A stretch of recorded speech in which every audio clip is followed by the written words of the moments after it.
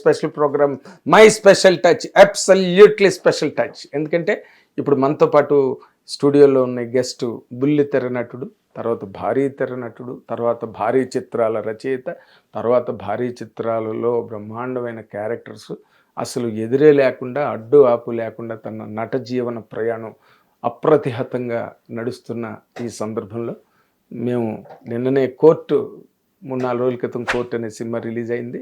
అద్దరగొట్టి super duper hit అయింది. అందులో ప్రధానమైన భూమికను పోషించి సినిమా కథ ముందుకి నడవడానికి, సినిమా కథ ఒక కొలిక్కి రావడానికి చాలా ప్రధానమైన కీలక పాత్రను పోషించిన ఆ నటుడి పేరు చెప్పడం చాలా సులభం. తనే హర్షవర్ధన్ ఇప్పుడు మనతో పాటు స్టూడియోలో ఉన్నారు. ఆయన్ని మనం సాదరంగా ఆహ్వానిద్దాం. వెల్కమ్. థ్యాంక్ యూ అన్న. అసలు ఏంటి ఆ ప్రవాహం, అసలు కుక్క తిప్పకుండా 2 1 2 2 2 4 వెళ్ళిపోతుంది. అసలు ఆ భాష పటిమ కానీ, ఆ కాన్ఫిడెన్స్ కానీ, ఆ ఫ్లో కానీ ఎన్నిసార్లు చూసినా కొత్త. చాలా సంతోషంగా ఉందన్న. నాకు ముఖ్యంగా చాలా సంతోషంగా, ఎందుకంటే నిన్ను చిన్నప్పటి నుంచి చూసిన వాడిగా మధ్యలో నేను పోల్చుకోలేకపోయాను, కానీ ఆ తర్వాత మళ్ళీ నువ్వు గుర్తు చేసిన తర్వాత అవన్నీ గుర్తు చేసుకుంటే ఇప్పుడు ఈ రోజున అంటే సినిమా పరిశ్రమ ఎంత గొప్పదంటే ఎక్కడో ఎవరో ఎప్పుడో తెలిసిన వాళ్ళు కూడా అనుకోకుండా సినిమా ఇండస్ట్రీలోకి రావడం, వాళ్ళని ఇలాగా ఒక మంచి సమున్నత స్థానానికి రావడం, వాళ్ళని ఇంటర్వ్యూ చేసే అవకాశం రావడం, ఇవన్నీ చాలా గ్రేటెస్ట్ మూమెంట్స్ ఇన్ లైఫ్. 200%. నాకు ఎలా అంటే ప్రసాద్ నేను అక్కడ బాగా రెగ్యులర్ తిరుగుతుండేవాళ్ళం, మీ తమ్ముడు. అవును. సో అప్పుడు పరిచయం, అప్పుడు బాగా చిన్నవాళ్ళం కదా. బేసిక్గా మీ పేరు నాకు ఎంత రిజిస్టర్ అయిపోయిందంటే ఇక్కడికి వచ్చిన తర్వాత నేనే మీ పేరుని రిఫర్ చేసి అడిగా. ప్రసాద్తో ఆల్మోస్ట్ డిస్కనెక్ట్ ఈ మధ్యకాలం, అసలు టచ్లో చాలా కాలం అవుతుంది. అడిగి మీరు పలానా కదా అని అడిగితే జ్యోతిచిత్ర అన్న పేరు ఎప్పుడైతే వచ్చిందో ఇంకా నా నాగలేక అడిగా. నాగేంద్ర కుమార్ గారు అంటే ఓ పేరు మ్యాచ్ మీరేనా అని అడిగితే అవును ఎవరు నువ్వు ఏంటి గుర్తుపట్టారంటే అప్పుడు నేను చెప్తే యూ ఫెల్ట్ వెరీ హ్యాపీ. అసలు నేను ఇంకా హ్యాపీ, అసలు భలే అనిపించింది. ఆ పేరు అప్పుడే రిజిస్టర్ అయిపోయింది నాకు. ఇప్పుడు వెనక్కి వెళితే ఆ మూమెంట్స్ అన్నీ చాలా ఎంత గొప్పగా ఉన్నాయంటే, నీ అమృతం సీరియల్ వచ్చిన టైము అక్కడ ఎక్కడికి వెళ్ళకుండా అక్కడ అలా టీవీ దగ్గర కూర్చుని ఫ్యామిలీతో పాటు చూసి ఎంజాయ్ చేసిన ఆ డేసు, తర్వాత నువ్వు మనం సినిమాకి రాసి మనం అంత పెద్ద హిట్ అయ్యి సాక్షాత్తు చిరంజీవి గారే స్టేజ్ మీద అందరి గురించి చెప్తూ ఆయన మళ్ళీ సడన్గా గుర్తు తెచ్చుకుని ఇంత గొప్ప డైలాగులు రాశాడు హర్ష అని చెప్పి మళ్ళీ గుర్తు చేసుకుని నిన్ను చెప్పడం, అది నేను గుర్తు చేసుకుంటే నాకు నిజంగా చిన్న ప్రపంచం కదా. అక్కడెక్కడో ఊర్లో విడిపోయి ఇక్కడ సంబంధం లేకుండా ఆ అభిమానం కంటిన్యూ అవుతూ తర్వాత పేర్లు తెలుసుకొని ఓహో పలానా అని మంచి సినిమాటిక్ రిలేషన్. అయితే ఇప్పుడు ఓకే, నీ ఘనతలు నీకున్నాయి.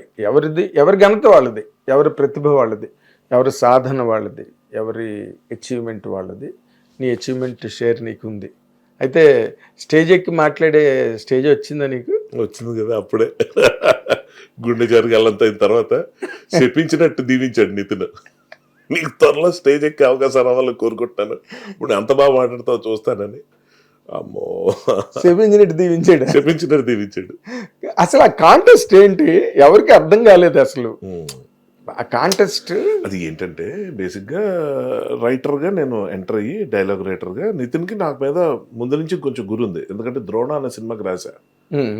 సో తన మూవీస్లో ఆ టైంలో కొంచెం బ్యాడ్ ఫేజ్లో బాగా ఆడిన సినిమా అది ఉండిపోయింది తన మైండ్లో. అలాగే ఇష్క్ టైంలో నన్ను పిలిచి కొంత వర్క్ చేయించాడు. అదే అంతా హార్డ్లో ఒక 10-15 సీన్స్ రాసి ఉంటా. విక్రమ్కి నితిన్కి ఇద్దరికి మంచి అభిప్రాయం ఏర్పడిపోయి నెక్స్ట్ మూవీ నీకు ఇస్తాం అన్నారు. సో ఆ విధంగా గుండెజారి వచ్చింది, హీరో తరపు నుంచి గుండెజారి గలంతైంది, డైరెక్టర్ నుంచి మనం వచ్చింది. ఇది ఫ్లాష్ బ్యాక్. సో గుండెజారి గలంతైంది వచ్చిన తర్వాత కథని మొత్తం ట్రీట్ చేసి స్క్రీన్ ప్లే రాసి డైలాగ్స్ రాసి అంతా చాలా ఫెంటాస్టిక్ ఎంకరేజ్మెంట్. నాకు నితిన్ లేకపోతే, సపోర్ట్ లేకపోతే 1% కూడా ముందుకెళ్ళేది కాదు. మోస్ట్ కాంప్లికేటెడ్ స్క్రిప్ట్ అన్నది, అంత చెప్పడం ఈజీ కాదు. మనం కాదు గుండెజారి గలంతైంది కూడా. ఆ గుండెజారి గలంతైన టైంలో బాగా అతని ఎంకరేజ్మెంట్తో మొత్తం సక్సెస్ఫుల్గా బ్లాక్ బస్టర్ హిట్ కొట్టాం. అవును. సో అప్పుడు మీ మీడియా అంతా అసలు నేను ఎవరికి తెలియదు. అమృతం అవన్నీ ఓకే, కానీ సినిమా పరంగా నాకు బాగా ఎంకరేజ్మెంట్ ఇచ్చి నా గురించి చాలా అద్భుతంగా రివ్యూలు రాశారు, నన్ను బాగా హైలైట్ చేశారు. అక్కడి నుంచి బ్రహ్మాండంగా వెళ్తుంది. సో ఆ సినిమా రిలీజ్కి ముందు ప్రీ రిలీజ్ ఫంక్షన్, అప్పుడు ప్రీ రిలీజ్ కాదు, ఆడియో ఫంక్షన్స్ ఉండేవి. అంతే, ప్రీ రిలీజ్ లేదు, అప్పుడు ప్రీ రిలీజ్ అదే ఆడియో ఫంక్షన్కి పిలిస్తే ఆ రోజు నన్ను స్టేజ్ మీద పిలిచి మాట్లాడతాను. ఒక సీన్ షూట్ చేస్తున్నాం ఆ రోజు. యాక్చువల్గా పలానా టైంకి అయిపోవాలి, సాయంత్రంకి అయిపోవాలి, ఫంక్షన్ ఉందని అవలా. సో ఆ ఫంక్షన్ చేసుకొని మళ్ళీ ఇక్కడికి రావాలన్నది ఆ రోజు ఉన్న సిచ్యువేషన్. సరే ఏదైతే ఉందో గబగబా రెడీ అయిపోయి ఆడిటోరియంకి వెళ్ళి కూర్చున్నాను. అదే అక్కడ యాంకర్ పేర్లు చదువుతుంది.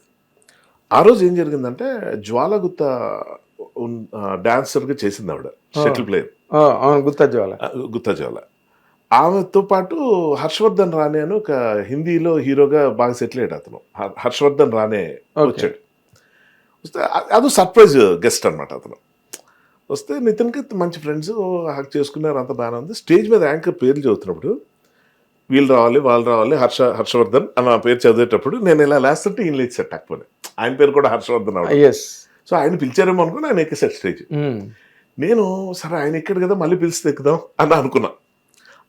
యాంకర్ ఎవరైతే ఉన్నారో లిస్ట్ చదువుతారు, ఒక 10 పేర్లు ఒకేసారి పిలిచారు. అప్పటికే లేట్, ఎందుకంటే మేము షూటింగ్కి వెళ్ళాలి. సో తొందరగా చేసేద్దాం అని పేరున స్పీచ్లు అవేం లేవు అప్పుడు.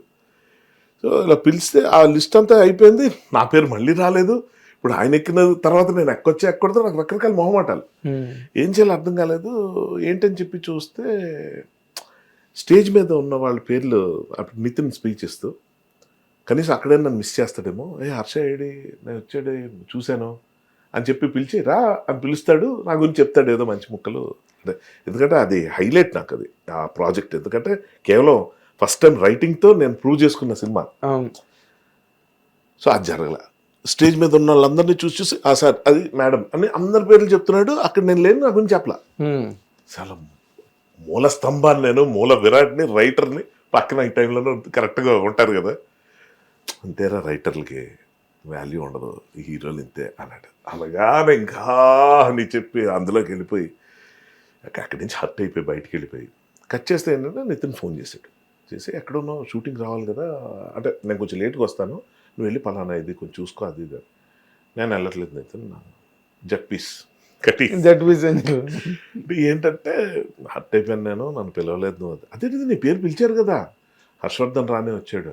అతనా ఓకే, మరి నువ్వు రావాలి కదా అంటే యాంకర్ పిల్ల యాంకర్గా తెలుస్తుంది. మనం ఇచ్చిన లిస్టులో హర్షవర్ధన్ అంటే పాప అతను అదే పేరు కాబట్టి వచ్చేసి ఉంటాడు. వచ్చి అదే అది నువ్వు అర్థం చేసుకోలేదు, నీ సినిమా కదా నీకు తెలియదా, నువ్వు రావా. అదే ఇంకా కమల్ హాసన్ బయటకు వచ్చి పర్ఫామ్ చేస్తుంటే సరే నువ్వు లొకేషన్ రా ముందు తర్వాత మాట్లాడదు. లొకేషన్కి నేనేం ఎక్స్పెక్ట్ చేశానంటే అక్కడికి వెళ్తే అందరి గురించి సారీ చెప్తాడులే అని చెప్పి వెళ్ళి నిల్చుంటే అప్పుడు మొదలుపెట్టాడు.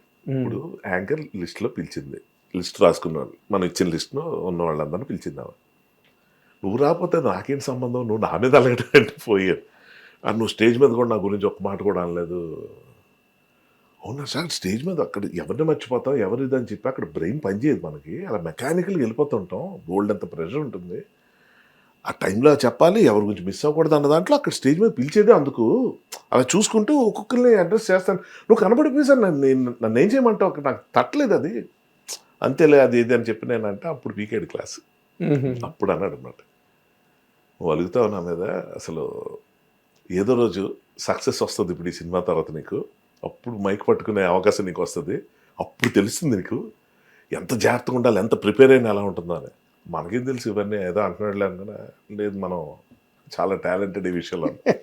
ఆ రోజు నుంచి అన్న ఈ రోజు వరకు స్టేజ్ మీద మైక్ పట్టుకున్న ప్రతిసారి మామూలుగా గణపతి దేవుని పూజించుకుంటాం, నితిన్ గుర్తు చేస్తాడు, తిరగలేదు. ఏదో పాయింట్ ఎంత మాట్లాడానా, మొన్న కోర్టులో ఇదంతా చెప్పా, కోర్టు ఫంక్షన్ లో ఎంత చెప్పినోడిని ప్రొడ్యూసర్ పేర్లు చెప్పడం మర్చిపోవచ్చా కిందకి. మా నితిన్ మళ్ళీ కొట్టేసావయ్యా నన్ను. So that is such a responsibility. అంటే అర్థం కాకుండా మనం ఎలాగ అపార్థం చేసుకుంటాం ఏది యాక్టర్ని. ఐడెంటిటీ క్రైసిస్ క్వశ్చనే లేదు. కేవలం రైటింగ్ నమ్ముకుని కేవలం బిహైండ్ ది కెమెరా ఉన్న క్రాఫ్ట్స్లో ఉండే వాళ్ళకి ఎంత ఉంటుంది, యాక్టర్ అనేది నాకే ఎంత ఉంటే పాపం వాళ్ళకి అది కూడా ఉండదే. సో వాళ్ళ పెయిన్ ఎంత ఉంటుందని నాకు అర్థం చేసుకున్నాక నాకు కరెక్ట్ కాదు నేను అలా ఫీల్ అవ్వడం అని కన్ఫెషన్ అన్న. చేసిన తప్పునే ఇప్పుడు ఎవరికైనా గుర్తులేదు, నితిన్ గుర్తుంటుంది ఎందుకంటే అయింది కాబట్టి. ఇప్పుడు మళ్ళీ అది లైవ్ లోకి వచ్చింది, ఎందుకు చెప్పానంటే ఆ టైంలో మన గబుక్కని ఫస్ట్ నేను కోర్టు సినిమాకి సంబంధించే చాలా మంచి రోజులు ఫ్రెండ్స్తో చెప్తా ఉంటే ఒకళ్ళిద్దరు ఫ్రెండ్స్ టీజర్ వచ్చిన తర్వాత ఏంటరా టీజర్లో ఎక్కడ కనబడలేదు అన్నారు. నాకు ఒక్కసారి అసలు ఆలోచనే లేదు నాకు. అవును కదా అనిపించినా కూడా నా రోల్ ఏంటో నాకు తెలుసు. ఇలాంటి మాటలకు మనం ఇన్ఫ్లుయెన్స్ అవ్వకూడదు. వాడు శ్రేయోభిలాషలా చెప్పాడా, పుల్లలు పెట్టని చెప్పాడా, అది కాదు కంటెక్స్ట్. అది ఏ ఉద్దేశంతో వాడు చెప్పాడు తెలియదు, కానీ ఇన్ఫ్లుయెన్స్ అవుతాం. అప్పుడే అనుకున్నా, వద్దురా బాబు, గుర్రానికి కడతారు అలాగే, మనం ఫోకస్డ్గా ఎటు ఉండాలి అటు ఉండాలి. ఎందుకంటే ఎటువంటి మనస్పర్ధలైనా లేపచ్చు, ఎటువంటి అపార్థాలకైనా దారి తీయచ్చు. సో మనం అటువంటి వాటికి చలించకుండా ఏది పొగడుతో ఏది రెచ్చగొట్టు మాటలో మనం అర్థం చేసుకోగలిగితే జీవితంలో బాగుంటాం అనడానికి ఆ ఎగ్జాంపుల్. కరెక్ట్. ఎందుకంటే సినిమా ఇండస్ట్రీలోనే కాదు, 10 మంది కలిసి పనిచేసే చోట ఎక్కడైనా ఇది వెరీ కామన్. 2 సందర్భాలు చిరంజీవి గారు అందుకే రచయితలకు హైయెస్ట్ రికార్డ్ ఇస్తారు. అవును, ఎవరింట్లోనో కలిసినప్పుడు అక్కడ పెద్ద సింహాసనం వేస్తే చిరంజీవి గారిని కూర్చోమన్నారంట. అందులో కూర్చోమంటే సత్యానంద్ గారిని కూర్చోబెట్టారు. లవ్లీ ఎమోషనల్ సీన్ అది కదా. రచయితే నిజమైన రాజు, నిజమైన కింగ్, తర్వాత మన అందరం అని చెప్పి ఆయన. అలాగే జగదేకుడు అతిలోక సుందరి 200 days ఫంక్షన్ జరుగుతున్నప్పుడు అందరినీ స్టేజ్ మీదకి పిలిచి కోదండరామరెడ్డి గారిని మర్చిపోయారు. మళ్ళీ చిరంజీవి గారు ప్రత్యేకంగా చైర్లోంచి బయటకు వచ్చి మైక్ ముందుకు వచ్చి, నాతో ఎన్నో హిట్లు ఇచ్చిన కోదండరామరెడ్డి గారిని స్టేజ్ మీదకి ఆహ్వానిస్తున్నానని పిలిచారు ఆయన. ఈ సందర్భాలు చాలా జరుగుతుంటాయి. ఇది చాలా పెద్ద ప్రెషర్ నేను నోటీస్ చేశాను.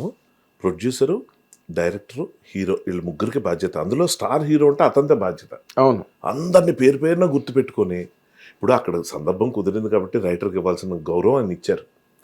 గౌరవం దక్కని ఎన్ని మూల స్తంభాలు ఉంటాయి, ఎంతమంది ఉంటారు, ఆ రాళ్ళు మోసం కూలీలు ఎవరు. ఇలా ఆలోచిస్తే వాళ్ళ ఇంటికి వెళ్ళాక వాళ్ళ ఇంట్లో అడుగుతారంట, నువ్వేంటి సినిమాలో పనిచేస్తానంటే అక్కడ కనబడవని. అతను లైట్ మ్యాన్ అవ్వచ్చు, ఒక ప్రొడక్షన్ మ్యాన్ అవ్వచ్చు, ఒక ఆర్ట్ వర్క్ చేసేవాళ్ళు అవ్వచ్చు. వాళ్ళు బతుకుతుంది ఇక్కడే, కానీ గుర్తింపు ఎంతమందికి వస్తుంది, అది పాయింట్. కానీ అన్న, హ్యావింగ్ సెడ్ దట్, ఇది అంటూనే నేను అనేది ఏంటంటే, అక్కడెక్కడ మూలన ఒక మన విజయనగరంలోనో లేకపోతే ఇక్కడ కృష్ణానగర్లోనో ఎక్కడ ప్రపంచంలో నలుమూలల్లో సినిమాల్లోకి రావాలని ఎదురు చూసేవాడు ఉంటాడు. వాడికి స్టేజ్ మీద పిలవడాలు అవసరం లేదు, వాడికి పోస్టర్ మీద బొమ్మ అక్కర్లేదు, ఎక్కడ పేరు అక్కర్లేదు. వాడు ఇందులో ఉంటే చాలు, ఆ ప్రొడక్షన్ ఫుడ్ తింటే చాలు, అది ఒక ఎమోషన్, అది ఉంటే చాలు అన్నది ఏదైతే ఉంటుందో అప్పుడు మనకి ఏం వెళ్తిలా కనబడవు. మన ఇక్కడ ఉండడమే గొప్ప అంతే. 10 మందిలో మనం అందరితోని కలిసి తిరగలుగుతున్నాం అన్నదే ఇక్కడ చాలా గొప్ప యోగం. కరెక్ట్. ఇంకా తర్వాత అదృష్టాలు ఎవరి స్థాయికి వాళ్ళు వెళ్తారు. అంటే ఆర్టిస్టులకు ఉన్న మహాద్భుతమైన వరం ఏంటంటే, ఒక చిన్న ఛానల్లో ఒక చిన్న షార్ట్ ఫిల్మ్ లో కనిపించిన బయట ప్రేక్షకులు గుర్తుపడతారు. ప్రేక్షకులకు అంత ఇష్టం ఉన్నట్లయితే స్క్రీన్ మ్యాజిక్. సో ఆర్టిస్ట్ కున్న అదృష్టం అది. సో ఇంకా అలాంటి అదృష్టాలు పెట్టుకుని అంత గుర్తింపులు వచ్చి అప్పటికే అమృతం ఇది అది అన్నీ చేసి, ఇవాళ కోర్టు సినిమాకి సంబంధించిన దాంట్లో ఎక్కడో నన్ను పిలవలేదా, లేకపోతే ఎక్కడో నా గురించి రాయలేదా అంటే దాని గురించి కూడా ఫీల్ అయిపోతే ఇంక దీనికి అంతేది. ఇన్నాళ్ళ జర్నీకి అర్థమే. Correct, beautiful. ఇన్నాళ్ళు జర్నీ అర్థమే లేదు. అమృతం సాధించిన విజయానికి అర్థం లేదు. హిట్ టీవీ యాప్, ఇందులో short news, live news, entertainment shows, movies, digital magazines తో పాటు మీ జిల్లా వార్తలను కూడా ఫ్రీగా చూడొచ్చు. ఇంకెందుకు ఆలస్యం, వెంటనే హిట్ టీవీ యాప్ ని డౌన్లోడ్ చేసుకుని ఫ్రీగా ఎంటర్టైన్మెంట్ పొందండి. Hit TV app. Hit TV app. Please download hit TV app. Hit TV app ని ఫ్రీగా డౌన్లోడ్ చేసుకుని ఎంజాయ్ చేయండి. మీకు నచ్చిన ఎంటర్టైన్మెంట్ కోసం హిట్ టీవీ యాప్ ని ఫ్రీగా డౌన్లోడ్ చేసుకుని ఎంజాయ్ చేయండి. హిట్ టీవీ యాప్ ని డౌన్లోడ్ చేసుకుని ఆస్వాదించండి, ఆశీర్వదించండి. ఇంతమంది సెలబ్రిటీలు హిట్ టీవీ యాప్ ని డౌన్లోడ్ చేసుకోండి అని చెప్తున్నారంటే ఎంత మంచి యాప్ ఆలోచించండి. అమెరికాలో చదవాలనుకునే వాళ్ళకి విశ్వసనీయమైన పేరు మన శౌర్య కన్సల్టెన్సీ. UK లో 1 year masters, UK లో 1 year masters, 2 years work permit up to 5 years visa. Contact Saurya Consultancy. Contact 89851 89851.